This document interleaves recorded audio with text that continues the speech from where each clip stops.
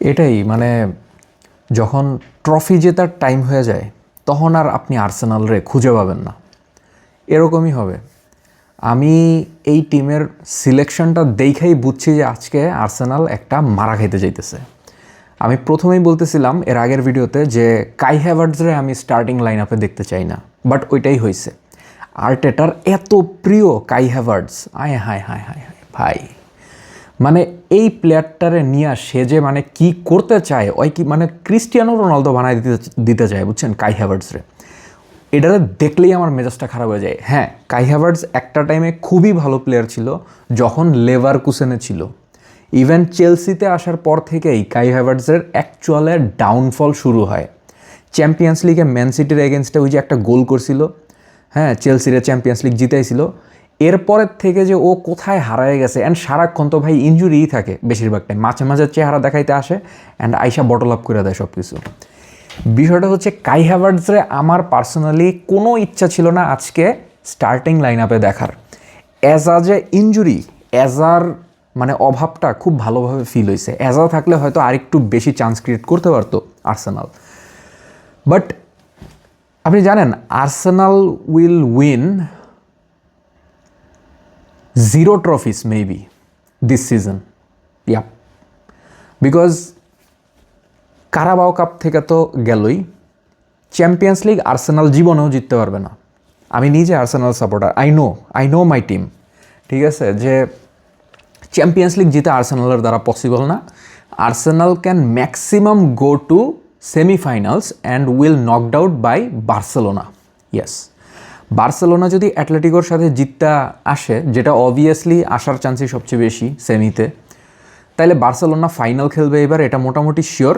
And Barca will win the champions league this season.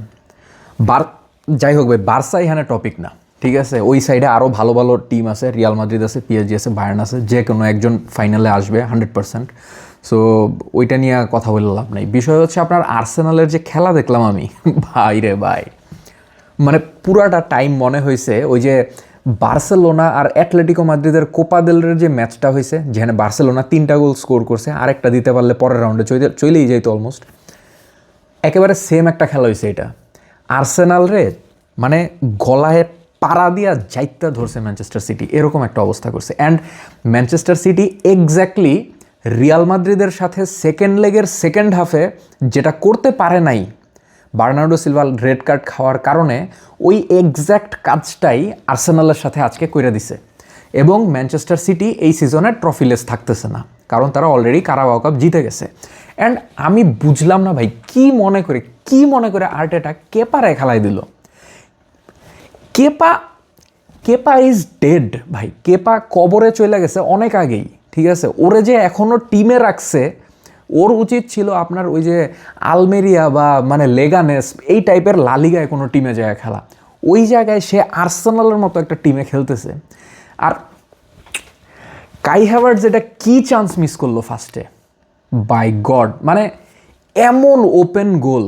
আমি এর লেগে মানে হ্যাভার্টসের আমি এই সব কারণেই মানে দেখতে পারি না। আর প্লেয়ারটা এত স্লো, আপনি চিন্তা করেন গিওকেরেস ওর থেকে অনেক ভালো দৌড়াইতেছিল, বাট গিওকেরেসের মেইন প্রবলেমটা যেই জায়গায়, ওইটা হচ্ছে যে ওর স্পিড নাই, বুঝছেন। মানে যেমন ধরেন বার্সায় লামিন ইয়ামাল আছে, রাফিনহা আছে, দেন আপনার রিয়াল মাদ্রিদে ভিনিসিয়াস আছে, এমবাপ্পে আছে।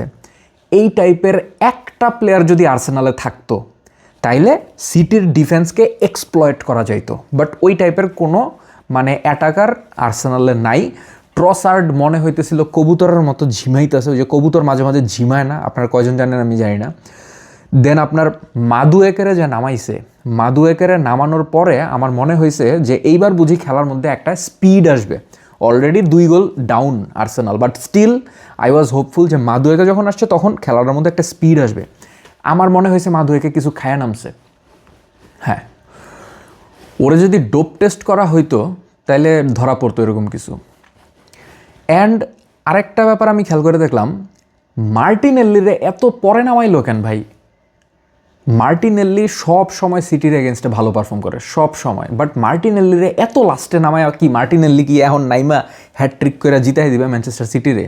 অ্যান্ড আই ডোন্ট নো কালাফিওরিরে কেন মানে এত আন্ডার রেটেডভাবে ট্রিট করা হয়।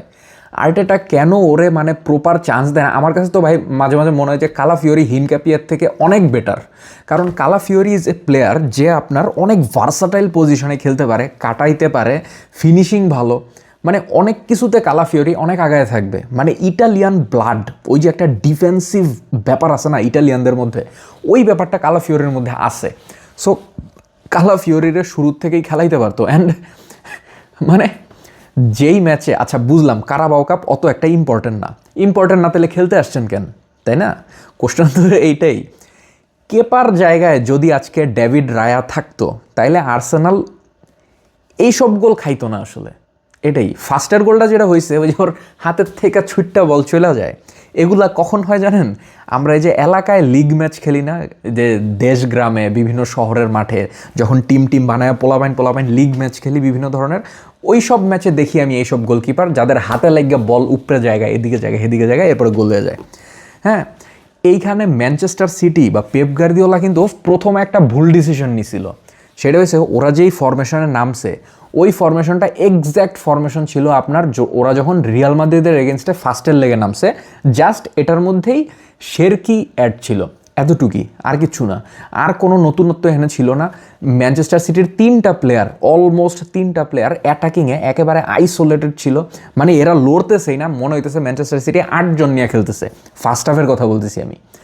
সেকেন্ড হাফে ম্যানচেস্টার সিটি একেবারে জাদু মন্ত্রের খোলস ছেড়ে বের হয়েছে, অ্যান্ড ওরা দেখাই দিয়েছে যে ওরা কি পারে। হ্যাঁ, মানে ও র্যালি একটা প্লেয়ার, সে 2টা গোল করে দিল, মানে নগদ চগদ 2টা গোল করে দিল, কি একটা অবস্থা। অ্যান্ড সাকার নামে বিচিং করে লাভ নাই। বিষয়টা হয়েছে আপনার আর্সেনাল এমন একটা টিম, মাঝে মাঝে আমার মনে হয় ভাই আমি যে কোন দুঃখে আর্সেনাল সাপোর্ট করতে গেছিলাম। এই ছোটোবেলা থেকে আপনার যখন খেলা দেখি, ওই যে Jack Wilshere, Olivier Giroud, Robin van Persie ছিল, ঠিক আছে, তখন থেকে আমি আর্সেনালের খেলা দেখি। অ্যান্ড থিও ওয়ালকট, মানে তখন ভালো লাগতো অনেক আর্সেনালের খেলা। হ্যাঁ, কিন্তু যত দিন গেছে মডার্ন ফুটবলে আমরা পদার্পণ করছি, আর্সেনালের অবস্থাটা এরকম, আর্সেনালে কোনো মানে ইন্সপিরেশনাল প্লেয়ার নাই আসলে, বুঝছেন? মানে আসে না ওই যে মাঝখান দিয়ে যখন, মানে আমার কাছে মাঝে মাঝে মনে হয় যে ডেকল্যান রাইস একটা প্লেয়ার যার উপরে আমি মোটামুটি ভরসা করি, সবসময়ই করি। বাট ডেকল্যান রাইস তো ভাই ডিফেন্সিভ মিডফিল্ডার, ওই কী করবো একা, হয়তো কিছু করার নাই, ওর সামনে তো সাপোর্ট দিতে হইব। ইয়েস, পিছনে ভালো ব্যাকলাইন আছে, পিছে ভালো সাপোর্ট আছে, বাট সামনে আর্সেনালের অ্যাটাকিং লাইন আপে I think it's time to change. এবং আর্সেনালের দরকার কোনো মানে বিশাল বড় একটা সাইনিং, বা ধরেন যে মানে totally out of the world যেসব প্লেয়ার আছে না, ধরেন ভিনি, এমবাপ্পে, লামিন ইয়ামাল, মানে এই টাইপের তো আর এগুলো তো আসলে সাইনিং করা হয় না, এইসব প্লেয়াররা বাইর হয় টিম থেকে। বাট আমি জানি না আর্সেনালে যতদিন পর্যন্ত এমন কোনো একটা মানে অ্যাটাকিং লাইন আপে মেগা সুপারস্টার না আসবে, এতদিন পর্যন্ত আর্সেনাল কিছু জিততে পারবে না।